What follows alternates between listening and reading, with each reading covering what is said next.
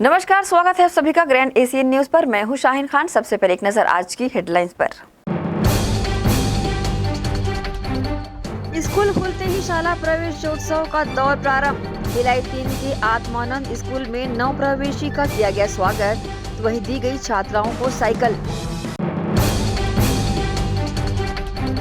दुर्ग जिले के अनाज व्यापारी से फर्जी ईडी बनकर 2 करोड़ की ठगी करने वाले 3 आरोपी मुंबई से गिरफ्तार। आरोपियों को लेने दुर्ग पुलिस रवाना। और मुख्यमंत्री भूपेश बघेल ने बेरोजगारी भत्ते की तीसरी किश्त की जारी और पत्रकारों से चर्चा कर कहा, टीएस सिंहदेव के उप मुख्यमंत्री बनने से भाजपा में है हताशा। तो वहीं पूर्व सीएम रमन सिंह ने कांग्रेस सरकार पर लगाए वादा खिलाफी का आरोप। अब खबरें विस्तार से। मुख्यमंत्री भूपेश बघेल ने शुक्रवार 30 जून को बेरोजगारी भत्ते की तीसरी किश्त युवाओं के खाते में ट्रांसफर की। 1,16,737 युवाओं को 31 करोड़ 69,60,000 रुपए की राशि दी गई। पिछले महीने 1,05,586 हितग्राहियों को बेरोजगारी भत्ता दिया गया था। वो तो पहले ही वो हथियार डाल चुके हैं, तभी तो बार बार प्रभारी बदल रहे हैं, बार बार जो प्रदेश के नेतृत्व उसको बदल रहे हैं और हताशा में हैं भारतीय जनता पार्टी के लोग। और तभी तो जो अभी महाराज साहब को उप मुख्यमंत्री बनाया गया, तो उसके बाद जो ट्विटर में सोशल मीडिया में जो उनकी प्रतिक्रिया देखी गई, थोड़ी उनको लगता था कि कुछ पिछले समय जैसे जोगी फैक्टर के कारण से हम लोग लगातार सत्ता से वंचित हो जाते थोड़े सीटों के लिए, तो उम्मीद कर रहे थे। तो ये पर भरोसा 3 भरोसा नहीं चलेगा, दूसरे भरोसे में खुद मेहनत करते नहीं, दूसरे भरोसे में ये सत्ता में आना चाहते हैं। तो वैसे भी 4.5 साल, पौने 5 साल ये लोग कोई काम नहीं किए हैं। अब चुनाव 3 महीने बचे हैं, तो थोड़ी सक्रियता प्रभारियों को दिखाई दे रही है। स्थानीय नेताओं का अभी भी सक्रिय नहीं हो रहे हैं। अभी मुख्यमंत्री निवास में 2 बड़े कार्यक्रम हुए, जिसमें बेरोजगारी भत्ता की तीसरे किस्त हमने जारी की और अब तक के लगभग 80 करोड़ रुपये की राशि जारी कर दी गई 3 महीने में, जबकि भारतीय जनता पार्टी के 15 साल में केवल 98 करोड़ बांटे गए। 15 साल ये लोग राज किया और 98 करोड़ बेरोजगारों को दिए थे। हमारे 3 महीने में 80 करोड़ पार कर गया, चौथे महीने वो भी आंकड़ा पार हो जाएगा। और उसके साथ साथ जहां बेरोजगारी भत्ता दिया जा रहा है, वहां कौशल प्रशिक्षण भी कराया जा रहा है और अभी तक के 4,000 लोगों को जॉब भी दे दिया गया है, खुद के रोजगार या फिर प्लेसमेंट में कहीं रोजगार मिला है। तो इस प्रकार से ये भी पीछे काम चल रहा है। उसी प्रकार से आवास में 155 करोड़ रुपए की राशि आज जारी की गई, किसी की प्रथम किस्त का, दूसरे किस्त का, तीसरे किस्त का, इस प्रकार से राशि जारी कर दी गई है। और आवास के लिए हमने प्रधानमंत्री को पत्र लिखा था कि 2011 की जनगणना के आधार पर लोगों को दिया जाता है और इस बीच में जो 12 साल 13 साल हो गए, इस बीच में बहुत सारे और पात्र हितग्राही हैं, उसका सर्वे नहीं होने के कारण से उन लोगों को इसके लाभ से वंचित हो रहे हैं। तो लेकिन उधर से कोई जवाब नहीं आया। राज्य सरकार के द्वारा 1 अप्रैल से आर्थिक सर्वेक्षण का काम शुरू किया गया है, वो सर्वे पूर्ण हो चुका है। अब उसके एनालिसिस का काम चल रहा है और जैसे एनालिसिस आएगा उसके हिसाब से फिर आगे योजना बनाई जाएगी। सबसे ज़्यादा तकलीफ रमन सिंह, क्योंकि जोगी के भरोसे 3 बार मुख्यमंत्री बने, उम्मीद कर रहे थे कि ऐसा कुछ हो जाएगा। और कांग्रेस पहले से एकजुट है, एक बार हो गया, लेकिन बार बार नहीं होता। और दिल्ली के भाग से ठीका बार बार नहीं टूटता। आदेश को लेकर भी बोला था कि केसी वेणुगोपाल तो पार्टी आदेशित करेगी भाई, पार्टी आदेशित करेगी, फिर हम यहाँ आदेश जारी करेंगे, ठीक है। उसमें क्या है, उसके पार्टी में नहीं होता क्या? उनके पार्टी में तो राष्ट्रीय अध्यक्ष कैसे बन जाता पता नहीं चलता। मुख्यमंत्री भूपेश बघेल ने बेरोजगारी भत्ते की तीसरी किस्त जारी करने के बाद पत्रकारों से चर्चा करते हुए कहा कि टीएस सिंहदेव के उप मुख्यमंत्री बनने से भाजपा में हताशा है। बीजेपी दूसरे के भरोसे सत्ता में आना चाहती है। बीजेपी को लग रहा है कि जोगी फैक्टर जैसा फिर होगा। सीएम श्री बघेल ने कहा, हर बार बिल्ली के भाग से छीका नहीं टूटता। वहीं पीएम आवास और बेरोजगारी भत्ते की राशि को पूर्व सीएम डॉक्टर रमन सिंह द्वारा झूठ का पुलिंदा बताए जाने पर मुख्यमंत्री ने कहा कि रमन सिंह के दिमाग में केमिकल लोचा है।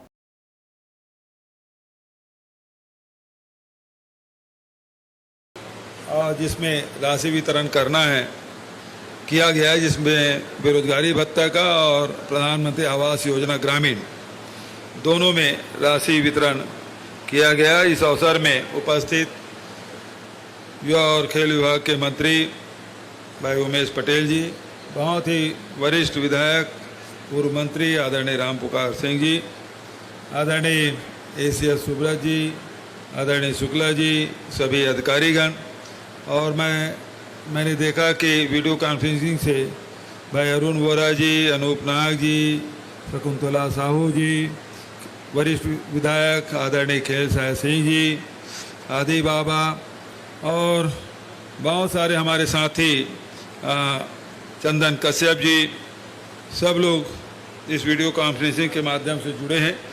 मैं सबका स्वागत करता हूं और यहाँ जितने भी हमारे प्रधानमंत्री आवास के हितग्राही और बेरोजगारी भत्ता प्राप्त करने वाले युवा साथियों का मुख्यमंत्री निवास में स्वागत करता हूं, अभिनंदन करता हूं।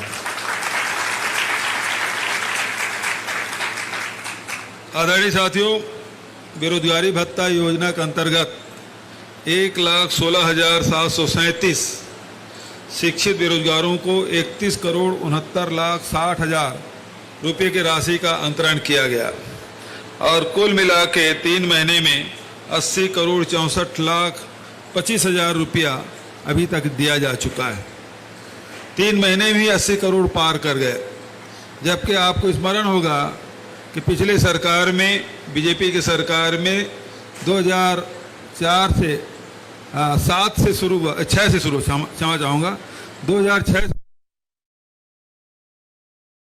17 तक 13-14 साल में ये केवल ये 98 करोड़, 4 से शुरू हुआ, 6 से शुरू हुआ, हाँ जी, 13-14 साल में ये केवल 98 करोड़ बांटे थे।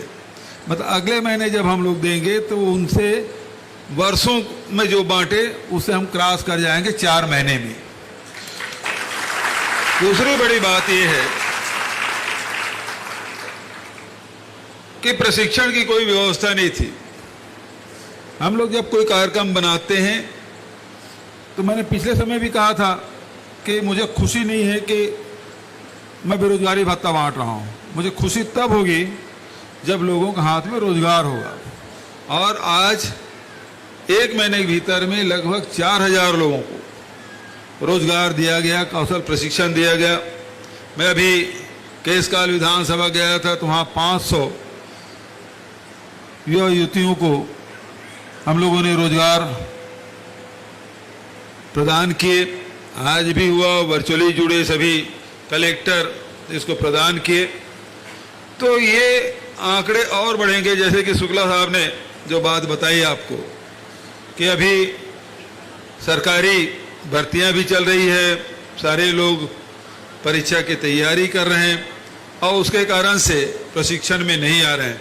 तो निश्चित रूप से शासकीय नौकरी पहली प्राथमिकता, उसके बाद दूसरी। तो इसलिए तमाम हमारे युवा साथी उसकी तैयारी कर रहे हैं और मुझे प्रसन्नता है कि जितने भी खाली पद थे, यही की बात है कि जैसे हमको अनुमति मिलेगी, एक लड़का खैरागढ़ का था, उन्होंने कहा कि ये परीक्षाएं कब शुरू करेंगे, वैकेंसी कब निकालेंगे, और उसी दिन की बात है और दूसरे दिन सुप्रीम कोर्ट का फैसला आया और उसके बाद विज्ञापन के अंबार लग गए, भर्तियां शुरू हो गई, परीक्षा का आयोजन हो रहा है। तो अवसर हम लोग युवाओं को ज़्यादा से ज़्यादा देना चाहते हैं और इसीलिए एक तरफ शासकीय भर्तियां खोले हैं तो दूसरी तरफ बेरोजगारी भत्ता और तीसरे तरफ प्रशिक्षण, ताकि जिंदगी भर लोग बेरोजगार न रहें। भाजपा के राष्ट्रीय नेतृत्व द्वारा संपर्क से समर्थन महाजन संपर्क अभियान चलाया जा रहा है, जिसके अंतर्गत लोकसभा वार विभिन्न आयोजन तय किए गए हैं। इसी कड़ी में पंडित दीनदयाल उपाध्याय ऑडिटोरियम रायपुर में भाजपा ने लाभार्थी सम्मेलन का आयोजन किया। सम्मेलन में पूर्व मुख्यमंत्री डॉक्टर रमन सिंह ने लाभार्थियों को संबोधित करते हुए कहा कि भूपेश सरकार पर जमकर निशाना साधा। कांग्रेस सरकार पर वादा खिलाफी का आरोप लगाते हुए मुख्यमंत्री भूपेश बघेल को लबरा भी उन्होंने कहा।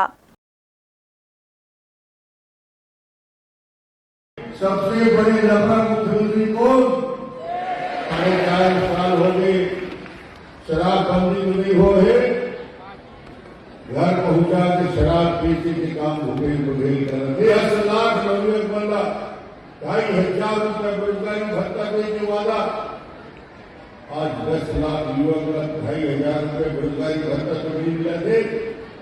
युवा मतलब भटके और मजबूर होना पड़ेगा। लवारी बोल के सरकार में बैठ के, मगर आज जनता छोड़ते हैं। शराब में 2,000 करोड़ की घोटाला, ये डॉक्टर रमन ने कहा थे, ईडी के छापा, दिल्ली से अधिकारी आके छापा मारे थे, 2,000 करोड़ की घपला करे। मुझे समझ में नहीं आता कि भारतीय जनता पार्टी के अभियान में जो राष्ट्रव्यापी अभियान चल रहा है और जिसमें संपर्क से समर्थन, और ये समर्थन मांगने चाहे हमारे राष्ट्रीय अध्यक्ष नड्डा जी हों, राजनाथ सिंह जी हों, माननीय गृह मंत्री जी अमित शाह जी हों, समाज के विभिन्न वर्गों से बातचीत करने, पब्लिक से सीधी बातचीत करने आ रहे हैं। 9 साल की उपलब्धियों की बात कर रहे हैं, क्या क्या डेवलपमेंट हुआ है देश में, क्या क्या 9 साल पहले कांग्रेस ने कितना गड्ढा खोद के रखा था और कैसे इस 9 साल की यात्रा में मोदी जी के नेतृत्व में शानदार तरीके से विकास के काम हुए। इस बात की चर्चा होती, भाई यदि आपके पास अपने बोलने की कोई विषय 4.5 साल में है तो जनता के बीच बोलिए। कोई आगे अपने सरकार की उपलब्धियों को यदि हम गिना रहे हैं 9 साल की या 15 साल के डेवलपमेंट बात कर रहे हैं, उसका जवाब विकास ही होता है। आपने कुछ किया नहीं, ना सड़क बने, ना पुल बने, ना पुलिया बने, ना स्कूल बने, ना अस्पताल बने, नरवा गरवा घुरवा बारी करोड़ों के घोटाले करके छोड़ के रख दिए हैं। कोई डेवलपमेंट छत्तीसगढ़ में हुआ नहीं है। जनता अब सवाल कर रही है, जनता पूछ रही है तुम्हारे जन घोषणा पत्र का क्या हुआ भूपेश जी? बड़े बड़े वादे करके सत्ता में आए थे, क्या हुआ शराबबंदी का, बेरोजगारी भत्ता का, क्या हुआ विकास के उन कामों का जो आज अधूरे पड़े हैं? ये सड़कों में गड्ढे ही गड्ढे दिख रहे हैं। ये इनकी उपलब्धि है, इनके पास कहने को कुछ नहीं है। इसलिए यदि राष्ट्रीय नेतृत्व आता है तो इनको लगता है कि राष्ट्रीय नेतृत्व, अब तो वो प्रधानमंत्री जी भी आ रहे हैं और प्रधानमंत्री जी उसी अभियान के तहत आ रहे हैं, इसलिए उनको चिंता करना नहीं चाहिए। आप अपना लकीर बड़ा करें, हमारे लकीर के मिटाने से काम नहीं चलेगा और नेताओं को गाली देने से फर्क नहीं पड़ता। इसी के साथ ही रुकेंगे एक छोटे से ब्रेक के लिए, जल्द हाजिर होते हैं। आप सब बने रहिए ग्रैंड एशियन न्यूज के साथ।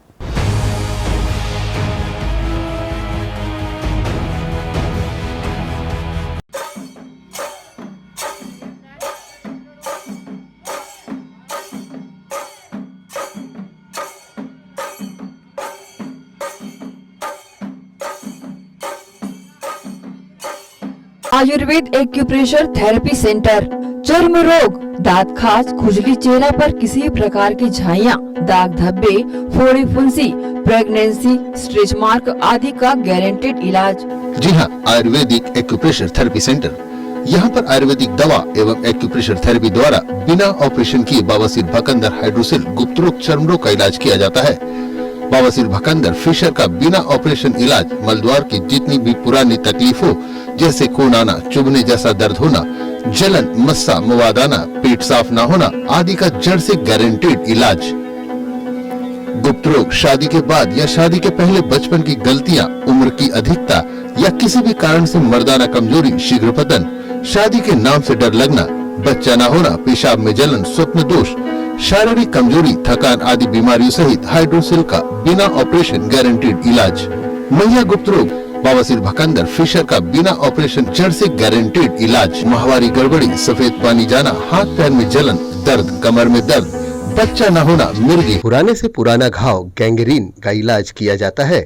हमारा पता doctor Hira, Gaya Nagar, Durg. Mobile number 9981659182। Eid ul Zuha की आप सभी को बहुत बहुत मुबारकबाद। कुर्बानी के मायने नहीं बदले हैं, लेकिन उसके संसाधन जरूर बदल गए हैं। कुर्बानी वो जो हम अपनी परिवार की सलामती के लिए, अपने समाज की सलामती के लिए, अपने देश की सलामती के लिए देते हैं, जिसकी पनाह में हम लोग रहते हैं, उन्हें कुर्बानी देनी भी चाहिए। लेकिन कुर्बानी आज की डेट में हम अपने नॉलेज के हिसाब से भी दे सकते हैं, अपने समय के हिसाब से भी दे सकते हैं, अपनी शारीरिक मेहनत करके देख सकते हैं, मानसिक मेहनत करके दे सकते हैं, जिससे समाज, परिवार और देश का भला हो सके। वो कुर्बानी आज की डेट में हमें देनी चाहिए। इसी शुभकामनाओं के साथ आप सभी को पुनः ईद उल जुहा की हार्दिक हार्दिक शुभकामनाएं, मुबारकबाद।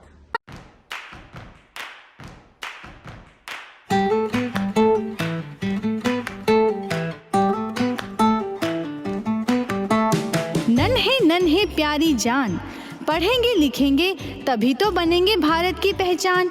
बच्चों से ही है कल का भविष्य, तो आइए उदय पब्लिक स्कूल में जल्द ही एडमिशन कराइए। जी हाँ, एडमिशन शुरू हो चुके हैं। नर्सरी से कक्षा 8वीं तक आपके निकट Uday college campus near ACC Bogda पुल, नंदनी रोड, जामुल, भिलाई में स्थित 2019 से गुणवत्ता भर शिक्षा प्रदान करने वाला आपके क्षेत्र में पहली बार, जिसका नाम है उदय पब्लिक स्कूल। जी हाँ, सभी कक्षाओं के लिए निःशुल्क प्रवेश। स्कूल नर्सरी से कक्षा 8वीं तक के लिए इस वर्ष प्ले ग्रुप की भी शुरुआत की जा रही है। सरकार द्वारा 25% छात्रों के लिए मुफ्त शिक्षा प्रदान की जाएगी। प्रवेश के लिए जल्दी करें। बस वैन की सुविधाएं भी उपलब्ध है। पुस्तकालय सुविधाएं है, CCTV कैमरा, संगीत कक्ष, खेल और सांस्कृतिक गतिविधियां, मल्टीपर्पस हॉल। महत्वपूर्ण दिन और त्योहारों को भी यहाँ मनाया जाता है। कंप्यूटर लैब और स्मार्ट क्लास शिक्षण सुविधाएं भी उपलब्ध की जाती है। अग्नि सुरक्षा के लिए भी सुविधाएं उपलब्ध है। बच्चों के अंग्रेजी बोलने पर भी महत्वपूर्ण ध्यान दिया जाता है। तो फिर देरी किस बात की, जल्दी कीजिए, क्योंकि एडमिशन शुरू हो चुके हैं उदय पब्लिक स्कूल में। आपके निकट उदय कॉलेज कैंपस निकट ACC बोगदा पुल, नंदनी रोड, जामुल, भिलाई में।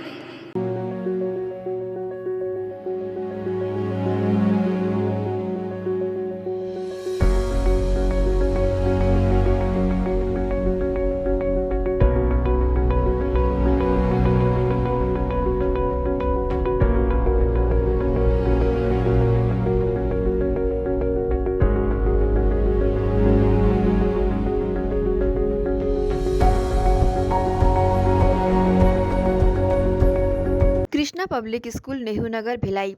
कृष्णा पब्लिक स्कूल सेशन 2023 व 24 एडमिशन ओपन।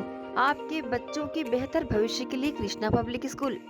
आवश्यक सुविधाएं: playground, library, computer lab, well furnished classroom, transport facility के साथ बाहर से आए स्टूडेंट्स के लिए सर्व सुविधा युक्त हॉस्टल सुविधा। तो बता दें, कृष्णा पब्लिक स्कूल अनुभवी शिक्षकों के द्वारा विद्यार्थियों को अध्ययन कराया जाता है। Krishna public school admission open. हमारा पता Krishna public school Bhilai. Contact number 0788403090 078822922714। Mobile number 7389740903 7389840904। BM Shah super multi speciality hospital 24 घंटे आपातकालीन सुविधाएं, जिसमें मॉडुलर ऑपरेशन थिएटर से सुसज्जित छत्तीसगढ़ के प्रतिष्ठित न्यूरो फिजिशियन, न्यूरो सर्जन की सुविधाओं के साथ सड़क दुर्घटना में घायल मरीजों के लिए विशेष ट्रॉमा ICU की सुविधा उपलब्ध है। हॉस्पिटल में हृदय रोग विशेषज्ञों की टीम के साथ एडवांस कैथ लैब की सुविधाएं, साथ ही जिसमें एंजियोग्राफी, एंजियोप्लास्टी, पेसमेकर की सुविधा उपलब्ध है। हॉस्पिटल में medical ICU, surgical ICU, NICU, burn unit के साथ डायलिसिस की सुविधा 24 घंटे उपलब्ध है। हॉस्पिटल के सभी वार्ड एयर कंडीशनर होने के बावजूद सबसे किफायती दरों में उपलब्ध। General ward, private room, deluxe room, super deluxe room की सुविधाएं उपलब्ध है। हॉस्पिटल में गायनिक डॉक्टर्स की एक्सपर्ट टीम, नॉर्मल डिलीवरी एवं सिजेरियन के लिए सुविधा 24 घंटे उपलब्ध है। साथ ही साथ महिला एवं बच्चों के लिए अलग अलग वार्ड की सुविधा उपलब्ध है। हॉस्पिटल में सभी प्रकार की जांच जैसे MRI, CT scan, sonography, 2D echo, ECG, EEG, endoscopy, x ray, खून एवं पेशाब की जांच की सुविधा बेहद किफायती दरों में उपलब्ध है। हमारा पता बीएम शाह हॉस्पिटल एवं medical research centre, Shastri Nagar, Supela, Bhilai. Phone number 7773077711, 7773077722।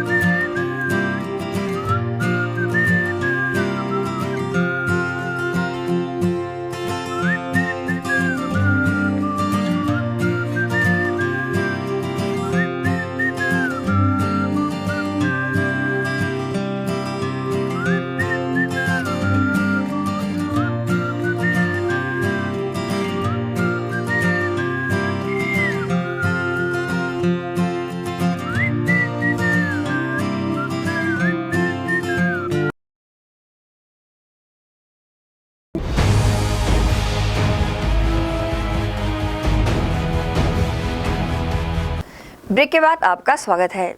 Booth चलो अभियान के तहत छत्तीसगढ़ के उप मुख्यमंत्री टीएस सिंहदेव के कुम्हारी पहुंचने पर बूथ प्रभारी एवं कांग्रेसी कार्यकर्ताओं ने उनका जोशीला स्वागत किया। महिला कार्यकर्ताओं ने टीएस सिंहदेव की आरती उतारकर उनका स्वागत किया। उप मुख्यमंत्री बनने के पश्चात ये उनका पहला कार्यक्रम रहा, जहां वे सीएम भूपेश बघेल के विधानसभा क्षेत्र के कुम्हारी नगर पालिका में बूथ चलो अभियान कार्यक्रम के माध्यम से कांग्रेसी कार्यकर्ताओं को संबोधित किया एवं आगामी विधानसभा चुनाव के मद्देनजर प्रदेश के मुख्यमंत्री भूपेश बघेल को जीत दिलाने कार्यकर्ताओं में जोश भरा। कार्यक्रम कुम्हारी पालिका क्षेत्र अंतर्गत वार्ड क्रमांक 14 स्थित प्रेस क्लब के सामुदायिक भवन में आयोजित किया गया था, जिनमें भिलाई जिलाध्यक्ष व चरोदा महापौर निर्मल कोचरे, मुख्यमंत्री OSD मनीष बंछोर, मुख्यमंत्री सुपुत्र चैतन्य बघेल, ब्लॉक अध्यक्ष प्रमोद सिंह राजपूत, पालिका अध्यक्ष राजेश्वर सोनकर व उपाध्यक्ष के रवि कुमार, साथ ही कांग्रेसी पार्षद यहां पर बड़ी संख्या में शामिल रहे। कार्यकर्ताओं ने उनका भव्य स्वागत किया। मुख्यमंत्री टीएस सिंहदेव ने कहा कि आज सभी कार्यकर्ताओं को कांग्रेस पार्टी को राज्य व केंद्र में विजयी बनाने का संकल्प लेना है। उन्होंने ये भी कहा कि प्रत्येक कार्यकर्ता बूथ को मजबूत करने, जमीन से जुड़कर राज्य सरकार के कल्याणकारी योजनाओं को प्रत्येक मतदाता तक पहुंचाकर उन्हें जागरूक करें। उन्होंने भूपेश बघेल को आगामी मुख्यमंत्री बनाने के लिए भी कार्यकर्ताओं को पिछली जीत के आंकड़े से और अधिक मतों से विजयी बनाने के लिए कार्य योजना बनाने को कहा। वहीं पत्रकारों से चर्चा के दौरान उप मुख्यमंत्री सिंहदेव ने बताया कि हम सब मिलकर विधानसभा व लोकसभा में मजबूती के साथ काम करेंगे और एकजुटता से ही बड़ी बहुमत से दोबारा सरकार बनाएंगे। बूथ चलो अभियान एक क्रमबद्ध श्रृंखला का एक हिस्सा है, जिसमें संभाग स्तर से विधानसभा स्तर और विधानसभा स्तर से बूथ स्तर लोगों से जाके मिलना, उनसे संपर्क करना, उनके गठन के अस्तित्व की वास्तविकता को देखना, जांचना और ट्रेनिंग प्रोग्राम का संचालन करना। ये संभाग स्तर का कार्यक्रम हुआ, जिसमें जिला स्तर के, ब्लॉक स्तर के पदाधिकारी, जनप्रतिनिधि उन लोग उपस्थित हुए थे। अगला विधानसभा स्तर में, जिसमें सेक्टर और जोन स्तर के पदाधिकारी उपस्थित हुए थे। और ये बुनियादी आखिरी इकाई जो हमारी होती है पोलिंग बूथ, तो हर मतदान केंद्र में जो पोलिंग बूथ का कमेटी का गठन हुआ है वो विद्यमान है कि नहीं, अस्तित्व में है कि नहीं, वही जानकारी अभी मिल रही थी कि यहाँ के 29 मतदान जो केंद्र जो हैं वो सभी सुसज्जित हैं। सभी में जो अध्यक्ष हैं, प्रभारी हैं, उनका मनोनयन हो चुका है और उनके साथ टीम भी मनोनीत है। जे प्रकार से प्रदेश कांग्रेस कमेटी के अध्यक्ष बनते, ब्लॉक कांग्रेस कमेटी के अध्यक्ष बनते, जिला कांग्रेस कमेटी के अध्यक्ष बनते, जे प्रकार से रिंग बनत जाते, वो प्रकार से अपन हमार जो विकास कार्य करें, हमार सरकार के योजना ला एक एक घर तक पहुँचाए पर, बूथ स्तर तक हमार बूथ ला गठन करे पर, अब नीचे तरफ अभियान चलाए पर, एक एक घर में जो योजना ला जम्मो जन साथी मन ला पहुँचाए पर, हमारे यहाँ तो बहुत पहले से पाटन में तैयार रही है, मगर पूरे प्रदेश में भी ये लागू करत जाते जो पाटन फैक्टर ला। आज हमारे माननीय मुख्यमंत्री महोदय जी की आज उप मुख्यमंत्री आए रही सी हाँ, और आए के बाद वो बूथ में कैसे काम करना है, जनता तक जमीन तक कैसे पहुंचना है, पहला मार्गदर्शन दी, एक एक जन के बीच जाके जो हमारे सरकार के कार्य हो वो कार्य बताना है।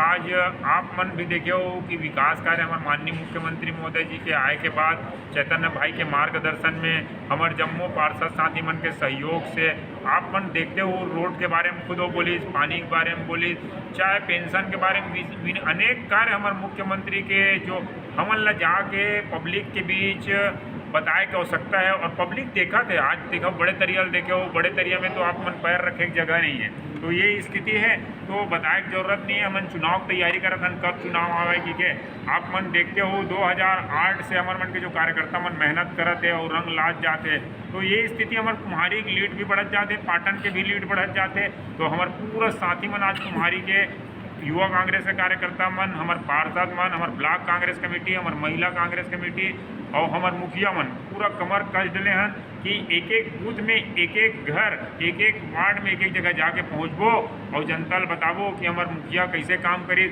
आप ला बताइए कि अब हम विधायक पर वोट नहीं मांगतन, दूसरा बार मुख्यमंत्री बने पर वोट मांगतन, ये सबसे बड़े हमारे मन की उपलब्धि है।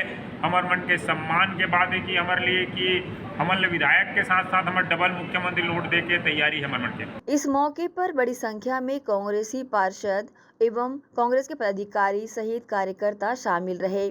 ग्रैंड न्यूज के लिए शरण खरे की रिपोर्ट। केंद्र सरकार के 9 गौरवशाली वर्ष पूर्ण होने के उपलक्ष्य में भाजपा विशेष जनसंपर्क अभियान चला रही है। इसके तहत भिलाई में प्रबुद्ध जन सम्मेलन का आयोजन किया गया। इस सम्मेलन को संबोधित करते हुए पूर्व विधानसभा अध्यक्ष प्रेम प्रकाश पांडे ने कांग्रेस सरकार पर जमकर निशाना साधा।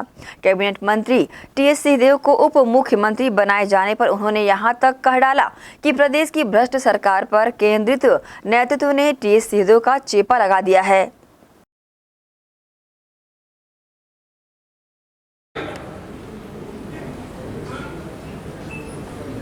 अटल जी की सरकार के पीरियड में एक नीति बनी कि हम हर ब्लॉक में सामुदायिक स्वास्थ्य केंद्र बनाएंगे, हर जिले में जिला हॉस्पिटल बनेगा 100 बेड का, हर 15 किलोमीटर में एक प्राथमिक स्वास्थ्य केंद्र बनेगा, हर 8 किलोमीटर पे उप स्वास्थ्य केंद्र बनेगा। काम शुरू हुआ और आज इसका सुखद परिणाम यह है कि हमारे यहां महिलाओं की डिलीवरी के दौरान जो मृत्यु का प्रतिशत था उसमें बहुत ज्यादा कमी आई है और छत्तीसगढ़ में 80% डिलीवरी लेके आ गए। 4-4.5 साल तक टीएस सिंहदेव जी का छत्तीसगढ़ का के लिए योगदान इतना है कि वे लगातार मेरा कब पद मिलेगा, मुझको लगता है कि दिल्ली हाईकमान के दरवाजे की चौखट घिस गई तो बेचारे को एक उप लगा दिए। वो भी जानते हैं कि उप मुख्यमंत्री का कोई संवैधानिक अधिकार नहीं होता है, एक सिर्फ कैबिनेट के सदस्य होते हैं। देखो क्या है, जो बीरू के 4.5 साल के गलत काम है उसको जय की ऊंचाई से छुपाने का प्रयास चल रहा है और कुछ नहीं। जो नारा था कि भूपेश है तो भरोसा है, केंद्र में बैठी कांग्रेस पार्टी के नेतृत्व ने स्वीकार किया कि भूपेश है तो धोखा है, इसलिए एक चेपी लगा करके टीएस सिंहदेव को और भेज दिया। इसके अलावा कुछ शासन के कार्यक्रम में उसको आम जनता तक ले जा रहे हैं और प्रबुद्ध जनों से जो लोकतंत्र में सबसे बड़े एक स्तंभ होते हैं, जो समाज के जागरण का काम करते हैं, उनसे हम ये आग्रह किए हैं कि हमारे मोदी जी के कार्यों को ले जाकर के वे भी जनता में कहें, ताकि जनता उनकी बात को ध्यान से सुने और लोकतंत्र में अच्छी सरकारों का निर्माण हो, उसमें वो सहायक हो। तो डर है लोकसभा टाइप के नाम हो गए, वही होने वाले हैं। सारे 9 के 9 विधानसभा हार रहे हैं, इवन मुख्यमंत्री अपने क्षेत्र में हार रहे हैं। इसीलिए इस रेजी पे लॉलीपॉप पकड़ा, उसको पाटन नहीं भेजे हैं, 2 गांव में उनका दौरा है। मतलब भूपेश बघेल की लोकप्रियता खत्म हो गई है। मैंने जो चैलेंज किया था वो साबित हो गया है। मैं कोई झूठा चैलेंज नहीं किया था, साबित हो गया। और आप देख लीजिए, भूपेश बघेल को खुश नहीं है, उनको गले लग के बधाई देना था, आमने सामने बधाई देना था। उनके विधानसभा में आ रहे हैं, कम से कम उनके स्वागत सम्मान में जाना था, लेकिन वो ट्वीट करके बधाई दे रहे हैं। और उनकी जो बनावटी हंसी है ना, वो आ रही है। आज एयरपोर्ट पे भी किसी गुट के लोग नहीं दिखे, मात्र सरगुजा से आए, कुछ इधर उधर बिखरे हुए PS सिंघवी जी के समर्थक दिखे। नहीं दिखा क्या? कोई बड़े नेता गए क्या? क्यों नहीं गए? जब माननीय खड़गे जी ने इतना बड़ा निर्णय लेकर उन्हें भेजे, एक छत्तीसगढ़ में दिखना था कि हाँ हम खुश हैं, लेकिन कहीं नहीं है। और ये तो मैं इस सिंघवी जी का अपमान ही समझूंगा। उनको लॉलीपॉप दे दिए हैं और लोग कह रहे हैं कि जय बीनू की जोड़ी। मैं तो कहूँगा जय और गब्बर सिंह की जोड़ी। गब्बर सिंह ने जो अति मचाया और जो भ्रष्टाचार किए, जो शराब की नदियाँ बहाई, जो नशाखोरी का अड्डा बना दिया, उसी को ढकने के लिए इनको श्रीदेव जी को आगे ला दिए। 5 महीने कुछ होना नहीं है, वो कुछ नहीं कर सकते। वो तो अपने मन में पता नहीं किस पीड़ा के साथ रह रहे हैं। जिनका 4.5 साल अपमान हुआ, उनको किस बात की सम्मान? तब कहाँ थे राष्ट्रीय उनके नेता कांग्रेस के? तब क्यों नहीं उनको याद आई कि TS सिंहदेव जी का सम्मान किया जाए? तब तो बार बार बेचारे बोलते रहे, चिट्ठी लिखते रहे। तब कहाँ थे ये राहुल गांधी जी, सोनिया गांधी जी, राष्ट्रीय नेता खड़गे जी? आज उनको सिर्फ और सिर्फ, जैसे कि सब लोग कह रहे हैं, भिलाई 3 स्थित स्वामी आत्मानंद शासकीय अंग्रेजी माध्यम विद्यालय में शाला प्रवेश उत्सव मनाया गया। साथ ही सरस्वती निःशुल्क साइकिल वितरण योजना के अंतर्गत साइकिल यहां पर वितरित की गई। यहां पर 14 छात्राओं को साइकिल वितरित की गई। भिलाई 3 के Swami Atmanand English medium school में शाला प्रवेश उत्सव मनाया गया। इसमें बड़ी संख्या में छात्र छात्राओं की उपस्थिति दर्ज की गई। उत्सव कार्यक्रम में नगर निगम भिलाई चरोदा के महापौर निर्मल कोसरे, निगम सभापति कृष्णा चंद्राकर, वरिष्ठ जन, शाला जन भागीदारी समिति के सदस्य व जनप्रतिनिधिगण शामिल हुए। वहीं शाला प्रबंधन समिति के अध्यक्ष व शिक्षकों की उपस्थिति में सर्वप्रथम मां सरस्वती व छत्तीसगढ़ महतारी की पूजा अर्चना कर 5 दीप जलाकर शाला प्रवेश उत्सव मनाया गया। इसके साथ ही कक्षा 1ली एवं 6वीं के नवप्रवेशित छात्र छात्राओं को मिठाई खिलाकर और पुस्तकें बांटकर उनका हौसला अफजाई कर स्वागत किया गया। इसके बाद मुख्यमंत्री के संदेश सभी पालकगण के सामने पढ़कर सुनाए गए।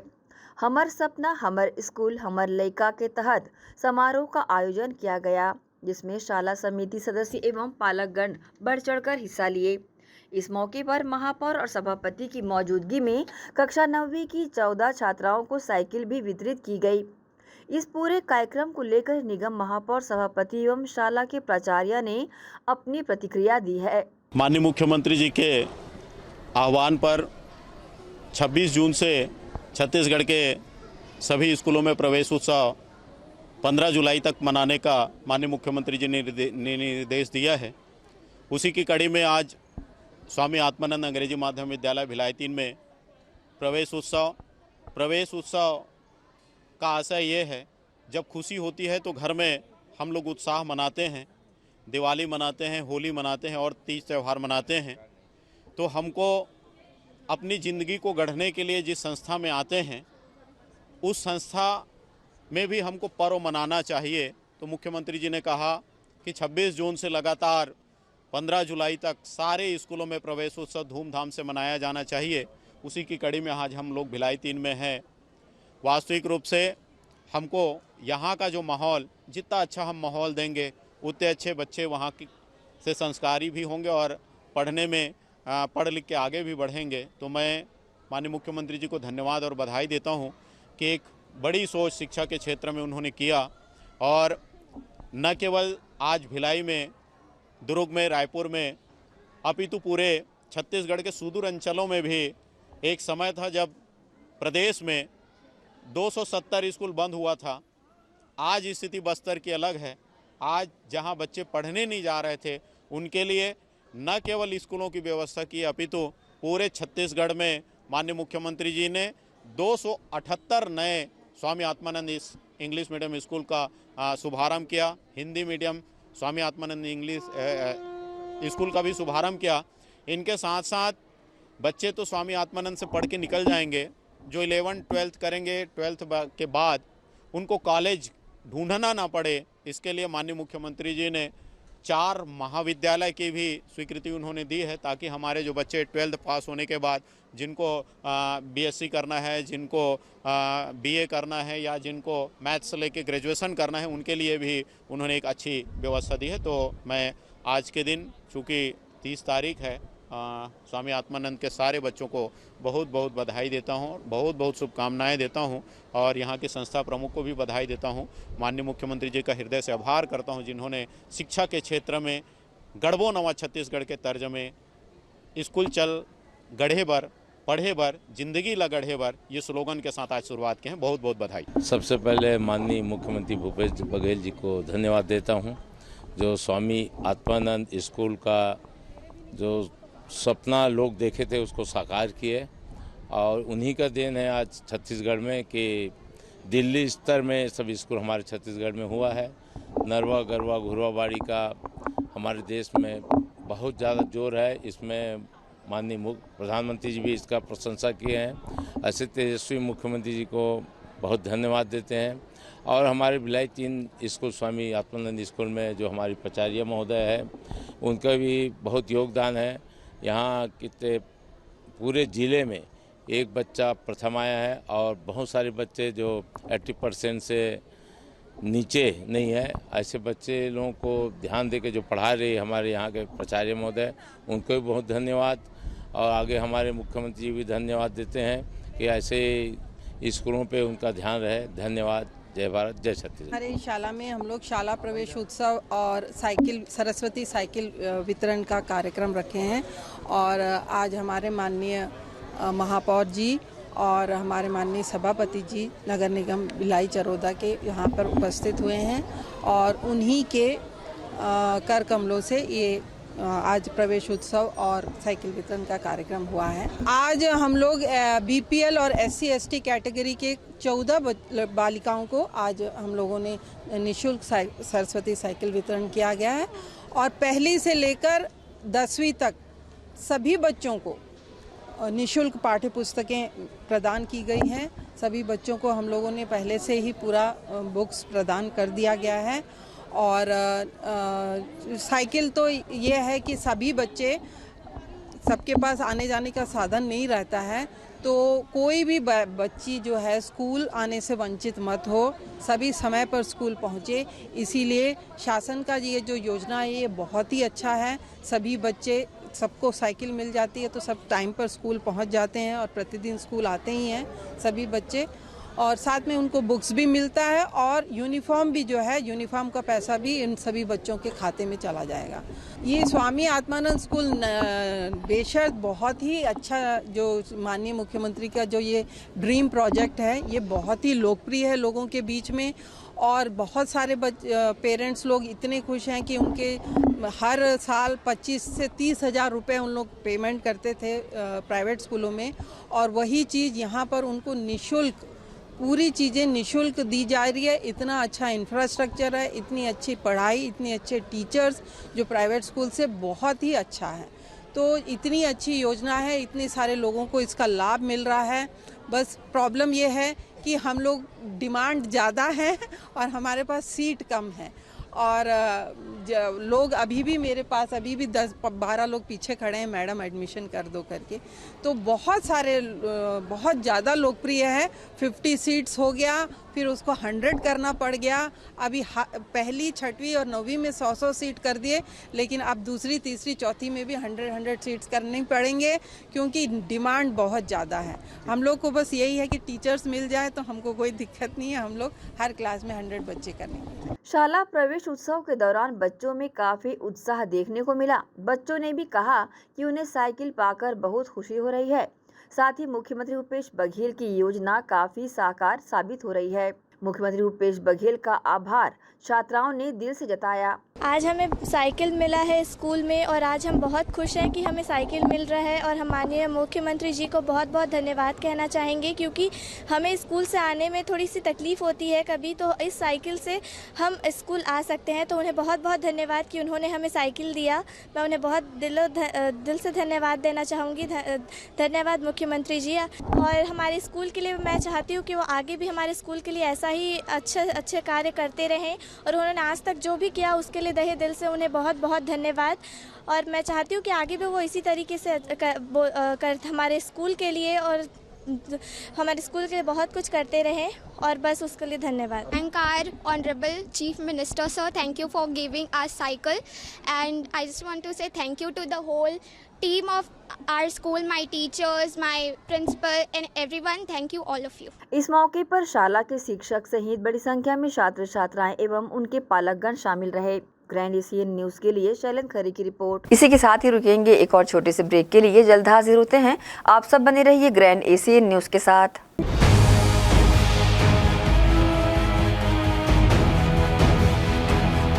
अब किसानों की समस्याओं का हुआ समाधान। जी हां, अब दुर्ग जिले सहित अन्य जिलों के किसान भी हुए खुशहाल।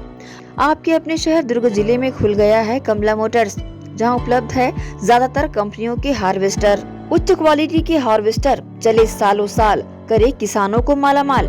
पानेसर, सोनालिका, एस और केस ग्रुप के सबसे शक्तिशाली हार्वेस्टर।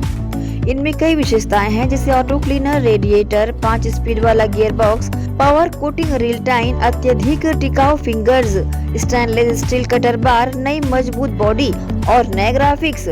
कमला मोटर्स की विशेषताएं: कुशल एवं जानकार इंजीनियर्स द्वारा हार्वेस्टर्स की जानकारी उपलब्ध कराना, सबसे बेहतर सर्विस सहित किसानों को उचित सलाह देकर किसानों को हार्वेस्टर के जरिए अत्यधिक लाभ दिलाना, साथ ही कुशल कारीगरों द्वारा हार्वेस्टर्स की सर्विसिंग और इन सब से ऊपर एक व्यवहार कुशल प्रबंधन और स्टाफ।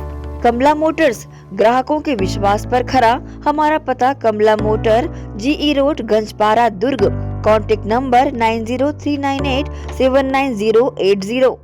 श्री शंकराचार्य हॉस्पिटल 750 बिस्तरों का आधुनिक अस्पताल एवं 150 MBBS सीटों का मेडिकल कॉलेज। उपलब्ध सुविधाएं: 24 घंटे आकस्मिक चिकित्सा सुविधा, विशेषज्ञ चिकित्सक सुविधा, डिलीवरी एवं टीकाकरण सुविधा, 24 घंटे एम्बुलेंस सेवा सुविधा एवं आधुनिक उपकरणों से सुसज्जित ऑपरेशन थिएटर, नवीनतम उपकरणों से सुसज्जित पैथोलॉजी लैब, एक्सरे एवं सोनोग्राफी की सुविधा, ICU, ICCU, NICU, MRI, CT scan एवं डायलिसिस यूनिट्स की सुविधा उपलब्ध। न्यूनतम दर पर दवाएं उपलब्ध। मोतियाबिंद ऑपरेशन, जननी सुरक्षा योजना, राष्ट्रीय स्वास्थ्य बीमा योजना, मुख्यमंत्री स्वास्थ्य बीमा योजना के अंतर्गत चिकित्सा सेवा उपलब्ध। स्मार्ट कार्ड सेवा उपलब्ध है।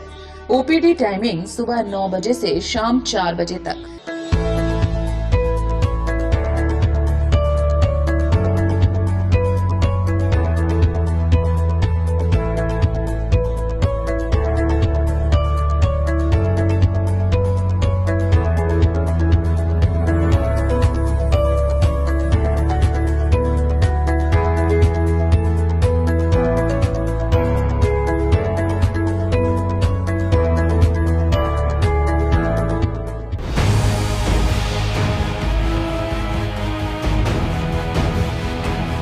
ब्रेक के बाद एक बार फिर से आप सभी का स्वागत है। दुर्ग के एक अनाज व्यापारी से ईडी का फर्जी अधिकारी बनकर 2 करोड़ रुपए की ठगी करने वाले 3 आरोपियों को गिरफ्तार कर लिया गया है। अभी भी 2 आरोपी पुलिस की गिरफ्त से बाहर हैं। दुर्ग पुलिस की टीम अलग अलग टीमें उनकी तलाश कर रही है। पुलिस ने 3 आरोपियों को मुंबई से गिरफ्तार किया है। बता दें कि फर्जी ईडी की टीम बनाकर 5 लोग काले रंग की स्कॉर्पियो से मंगलवार दोपहर दुर्ग के पारख कॉम्प्लेक्स पहुंचे थे। वे सीधे पैडी प्रोसेसिंग का काम करने वाले व्यापारी अखिलेश उर्फ विनीत गुप्ता के पारख कॉम्प्लेक्स स्थित ऑफिस पहुंचे। उन्होंने ऑफिस का दरवाजा बंद किया और विनीत को ईडी अधिकारियों का फर्जी आईडी कार्ड दिखाते हुए धमकी देकर उसके लॉकर में रखा 2 करोड़ रुपए को जब्ती बनाने की बात कहते हुए गाड़ी में रखकर वहां से फरार भी हो गए। और मोहननगर थाना क्षेत्र में एक व्यापारी के यहाँ पे कुछ लोग ईडी के अधिकारी बन करके गए फर्जी। वहाँ पे उन्होंने अपना आईडी कार्ड दिखाया और उनसे तलाशी के नाम पर जो उनके पास रकम रखी थी लगभग 2 करोड़ वो उनसे हड़प लिया और साथ में उनको भी अपने साथ कुछ दूर ले गए और फिर वहाँ से उनको छोड़ करके पूरी रकम लेकर के आगे बढ़ गए। इस मामले पर तत्काल हम लोगों ने सूचना मिलते ही अलग अलग टीम बनाई और टेक्निकल इनपुट सीसीटीवी फुटेज के आधार पे हम लोगों ने उनको ट्रेस किया है। तो महाराष्ट्र में उनका लोकेशन मिला है। टीम हमारी रवाना हो चुकी है महाराष्ट्र में। कुछ संदेहियों को हिरासत में लिया गया है और हमें उम्मीद है कि जल्दी मामले का खुलासा हो जाएगा। दुर्ग की सिविल टीम व मोहननगर थाना पुलिस ने संयुक्त कार्रवाई कर एक शातिर नकबजन को गिरफ्तार कर 1 वर्ष पूर्व हुए चोरी के मामले का खुलासा किया है। आरोपी पीताम्बर राव पैदल घूम घूम कर सुने मकानों का ताला तोड़कर चोरी किया करता था।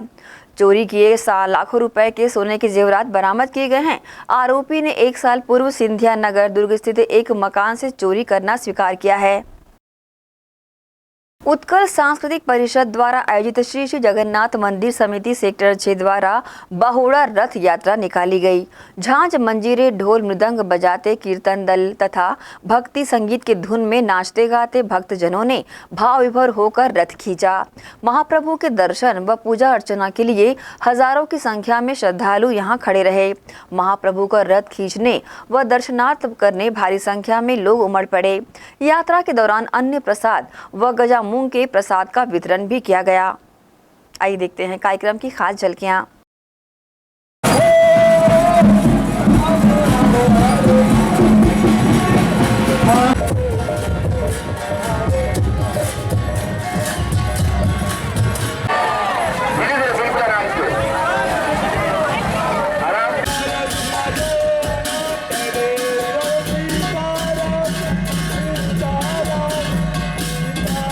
बीएसपी प्रबंधन द्वारा बीएसपी क्षेत्र के लीज धारकों को नोटिस दिए जाने पर नगर निगम भिलाई के पूर्व नेता प्रतिपक्ष व भाजपा नगरीय निकाय प्रकोष्ठ के सह संयोजक नेता संजय दानी ने आरोप लगाया है कि जिला प्रशासन के निर्देश पर बीएसपी प्रबंधन ने टाउनशिप के लीज धारकों से लीज रजिस्ट्री कराने का नोटिस जारी कर दिया है। श्री दानी ने कहा कि भिलाई इस्पात संयंत्र ने 5 चरणों में लगभग 4500 मकानों को लीज पर दिया था। अनुबंध के दौरान लीज धारकों ने उस समय के बाजार भाव के हिसाब से भुगतान किया था। लीज पर रजिस्ट्री की चर्चा न तो प्रबंधन ने की थी, न ही उस समय जिला प्रशासन की ओर से कोई प्रस्ताव दिया गया था। ऐसे में बीएसपी प्रबंधन भी जमीन के नए दर से अनुबंध का पंजीयन कराने दबाव नहीं डाल सकता। इसके बाद से टाउनशिप के लीज धारकों में संशय की स्थिति है। देखिए, आपने कुछ अभी देखा होगा समाचार पत्रों में जो भिलाई इस्पात संयंत्र प्रबंधन ने जो सन 2001 से लेकर 2003 तक लगभग 5 चरणों में जो लीज आवास योजना के माध्यम से भिलाई इस्पात संयंत्र के लगभग 4500 जो हितग्राही थे उनको उन्होंने लीज के तहत मकानों का आवंटन किया। अभी अचानक 20 से 22 वर्षों बाद भिलाई इस्पात संयंत्र हर लीज आवास धारकों को एक नोटिस भेजता है कि आप अपने लीज की रजिस्ट्री कराएं, उनका पंजीयन कराएं। ठीक है, यहाँ तक बात सही है कि अचानक 22 साल बाद उनको उन लीज आवास धारकों की उन्होंने सुध ली। मगर यहाँ तकनीकी पहलू मैं उनसे जानना चाहता हूँ भिलाई इस्पात संयंत्र को, क्योंकि पंजीयन का अधिकार जिला पंजीयक कार्यालय को है, भिलाई इस्पात संयंत्र को नहीं है। जितने भी लीज आवास धारक हैं वो 4500 के पंजीयन लीज की पंजीयन के लिए अपना जो आवेदन उनको नोटिस भेजा, आवेदन के माध्यम से सब लोगों का आवेदन वहाँ जिला पंजीयक कार्यालय में करना है।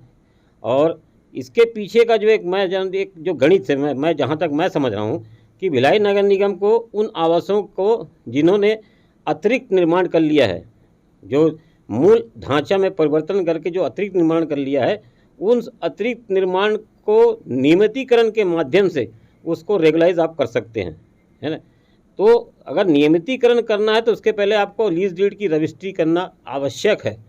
यहाँ एक तकनीकी पहलू और आता है कि भिलाई नगर निगम ये कह रहा है कि भाई उनके लीज डीड की रजिस्ट्री होगी, मगर वो तो मकान है, सिर्फ एक प्लाट नहीं है, वहाँ ऑलरेडी पहले से मकान है। तो मकान की रजिस्ट्री आप किस आधार पे करेंगे, ये उन लीज धारकों को बताना बहुत आवश्यक होगा। जब लीज डीड की रजिस्ट्री होगी उसके बाद नियमितीकरण का आवेदन भिलाई नगर निगम के माध्यम से होगा। और भिलाई नगर निगम देखा होगा पूर्व में भी उन्होंने एक शिविर लगाया था, जो शिविर सफल नहीं हो पाया, क्योंकि उसका कारण ये है कि भिलाई इस्पात संयंत्र प्रबंधन के जो उच्च अधिकारी हैं उनका ये कहना है कि नियमितीकरण और जो अर्थदंड होता है उसका पूरा अधिकार भिलाई इस्पात संयंत्र के पास सुरक्षित है।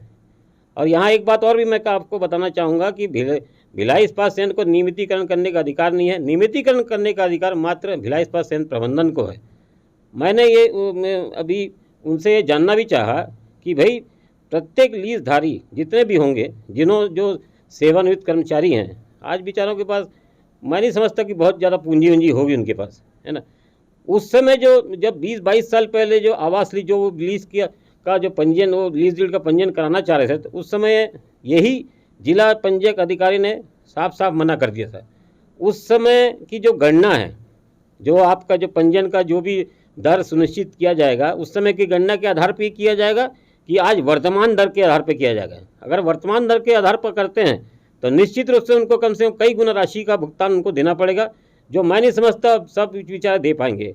ठीक उसी तरह मैंने नगर निगम आयुक्त श्री रोहित वायद से जानना चाहता हूं कि आप ये स्पष्ट करें कि नियमितीकरण में अर्थदंड की राशि कितनी लेंगे, कितना फाइन करेगा नगर निगम, और कितनी राशि प्रत्येक जो लीज धारक, जो आवास धारक हैं, उनको देनी पड़ेगी। ये यहाँ पे देखिए कितना मतलब गुमराह करने और दिग्भ्रमित करने का प्रयास एक किया जा रहा है कि उनको अभी तक क्लियर नहीं किया गया है कि हमको लीज डीड के माध्यम से कितनी राशि देना पड़ेगा और हमको नियमितीकरण के माध्यम से कितनी राशि देना पड़ेगा। और यहाँ सबसे बड़ा जो तकनीक जो पहलू आ रहा है, भिलाई इस्पात संयंत्र प्रबंधन का ये कहना है कि नियमितीकरण और अर्थदंड का अधिकार हमारे पास है। ये जब सारी बातें हैं, इसको कम से कम लीज आवास धारकों के सामने लाना था और उसका कोई न कोई हल निकालना चाहिए, ताकि वो जो इतने साल से, जो 22 साल से ये भिलाई इस्पात संयंत्र के आधार स्तंभ हैं, ये सेवानिवृत्त श्रमवीर हैं, जिन्होंने अपना खून पसीना बहाकर आज इस भिलाई की शान बढ़ाई है। उन्होंने भिलाई इस्पात संयंत्र के लिए, जो निश्चित रूप से एक एशिया नहीं पूरे विश्व में प्रसिद्ध है, आज अगर उनको अपने आवासों के लिए अगर इस तरह से भटकना पड़े और इस तरह से दुनिया भर की तकनीकी पहलुओं से गुजरना पड़े, तो मैं समझता हूँ ये इससे बड़ा दुर्भाग्य की बात नहीं हो सकती।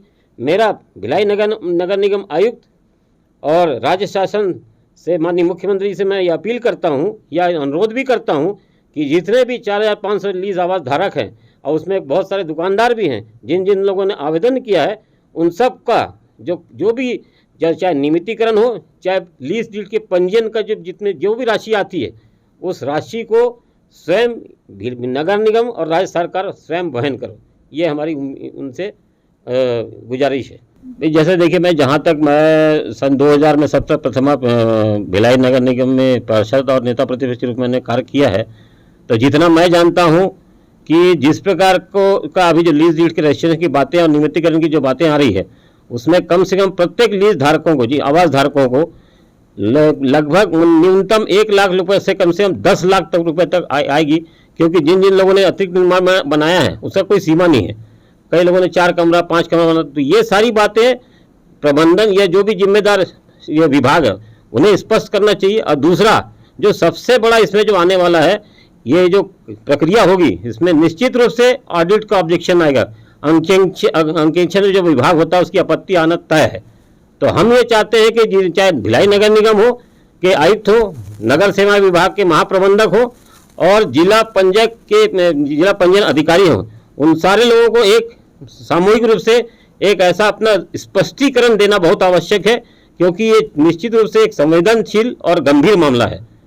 इसमें अपनी राय देना बहुत आवश्यक है, क्योंकि लोगों के से ये उन श्रमवीरों से और उस भिलाई इस्पात संयंत्र के आधार स्तंभ जिन्होंने आज इतने सेवाएं दी हैं उनसे जुड़ा मामला है और मैं चाहता हूं इसमें उनके अधिकार में, उनके हक में फैसला आना चाहिए। इसी के साथ ही आपसे लेंगे इजाजत। आप सब बने रहिए ग्रैंड एशियन न्यूज के साथ। नमस्कार।